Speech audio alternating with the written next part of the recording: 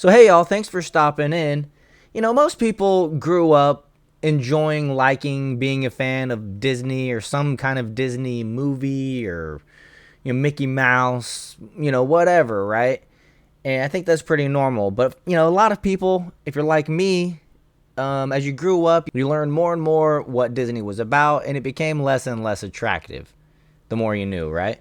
And if you're like that, then you're probably going to enjoy this one from the Post Millennial. Disney loses $512 million in Q3 streaming disaster following subscriber exodus. And yeah, I used to actually have Disney Plus. I watched The Mandalorian. And literally because they fired Gina Carano, sorry if I said your name wrong, because I know you're watching this video. And I haven't been back since. And what I've heard is that they just keep raising prices, right? But so let's go ahead and check this one out. On Wednesday, Disney released its results for the third quarter of fiscal year 2023, revealing that its streaming division had lost hundreds of millions of dollars. During the 3-month period, the entertainment giant saw its subscribers continue to decline, a trend that had begun in the last quarter of 2022 and has shown no signs of reversing. That's that get woke, go broke. According to CNBC, Disney Plus reported 146 million subscribers in Q3, a 7.4% decrease over Q2. Not all segments of the streaming division were equally impacted, however. Disney Plus Hotstar suffered the greatest loss, 24%, after customers left in masses in response to the service losing rights to broadcast Indian Premier League cricket matches. During the earnings call, CEO Bob Iger expressed his confidence that Disney would be able to recoup its losses. Moving forward, he said, "I believe 3 businesses will drive the greatest growth and value creation over the next 5 years. They are our film studios, our park businesses, and streaming, all of which are inextricably linked to our brands and franchises." Disney has since announced that it will soon be raising the price of Disney Plus to $13.99 per month and offer a joint Disney Plus and Hulu subscription for $19.99 per month. The increase is set to take effect October 12th and will only apply to the ad-free services. And on that note, nowadays it seems like everybody's asking for their, individual monthly subscription.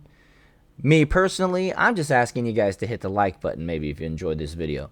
So anyways, in addition to the price hike, Disney will be implementing restrictions on password sharing as Netflix did earlier this year. And I actually heard that got a lot of people that made a lot of money for Netflix from what I believe, what I understand.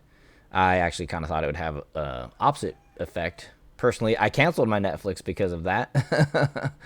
As Iger pointed out, Disney film studios and parks are expected to be the driving force in the company's attempt to get back on track. However, the Q3 earnings showed that there is still work to be done. When it came to parks, those outside the United States performed well, while Disney World in Florida reported a decrease in attendance. I can tell you why. They sell too many tickets per day. The lines are too long. Florida's super hot, and there's no way around that. But after spending 5, 6, 7, 8 hours in the sun, however long you can last, you end up, you find yourself in a long line of sweaty, stinky people that have been sweating all day, and all the glamour of Disney World that's around you suddenly melts away, and you realize, what am I doing here? So, if they want to improve their park experience, they could start with decreasing the amount of tickets they sell per day, or doing something about reducing these lines. Many of the movies that were projected to be box office hits did not perform as expected, prompting Iger to state that Disney would be focused on improving the quality of the films we've got coming up. Well, I have 2 suggestions for Disney that could help improve things immediately. 1, stop race swapping people in your movies. When you build up a character lore around, like cartoon movies and things like that, like Little Mermaid, for example, you have people that have an image of what that is in their head because it's what they grew up on. You come and change it, it's not attractive. Not to mention, number 2, is the live versions of these legendary cartoon movies The Lion King, Little Mermaid, Aladdin, you're never going to live up. Why would you try to make a real world Aladdin and replace Robin Williams? Like, I know you try to use Will Smith, but get real. You're never going to have a better genie than Robin Williams. I haven't even watched any of the human remakes of any of these movies because they're legendary cartoons. You don't have to mess with them. You just leave them alone. Disney used to have it figured out because they would put things in the vault and then they released the vault. And then, what happened was they started selling DVDs and then people had access to movies 24/7. But they could still do that type of stuff. They own the streaming network. And then at the same time, they could create completely new ones.